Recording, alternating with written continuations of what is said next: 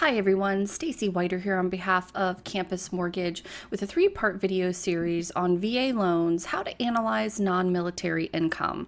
Now just a quick reminder before we get started, this video is for informational purposes only and should not be considered legal advice or used in place of VA guidelines. Also, this video was issued on August 28th, 2018, and the information contained in this video is subject to change without notice. So in situations where you have a veteran who is applying for a VA loan but wants to qualify on non-military income, the underwriter's objective is to still evaluate whether the verified income is stable and reliable, anticipated to continue for the foreseeable future, and enough to cover the mortgage and other debts. So let's take a look at some of the basic requirements. The lender must verify a minimum of 2 years, and it can be less than 2 years. We'll talk about that in a little bit.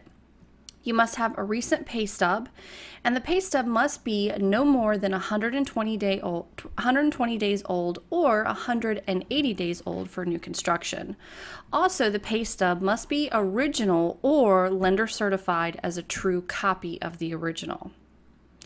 Now, also, the VA Form 268497 request for verification of employment is required, or another format that has the same type of information.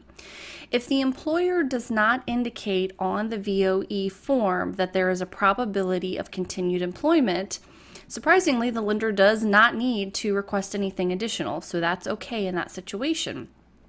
However, in this situation, the VOE must be the original document. Now let's talk about alternative documentation. So alternative documentation may be used in place of the verification of employment if the lender determines the borrower's income, again, is stable, reliable, and will continue for the foreseeable future. In this case, 2 years is not required for using alternative documentation. So that would mean the lender could obtain pay stubs covering the most 30-day period, W-2 forms for the previous 2 years, and a verbal VOE with the borrower's current employer.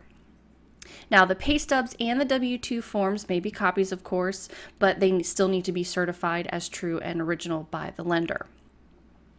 Now let's take a look at alternative documentation and VA's take if it's a fax or an internet document.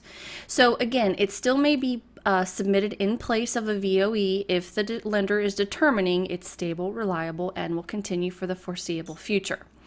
The documentation must consist of the same information that would have been on the VOE, clear identification of the employer and the source of the information, and the name and the phone number of a person at the employer who can verify the information. So, very important here. The lenders are responsible for ensuring the authenticity of either a fax or an internet document.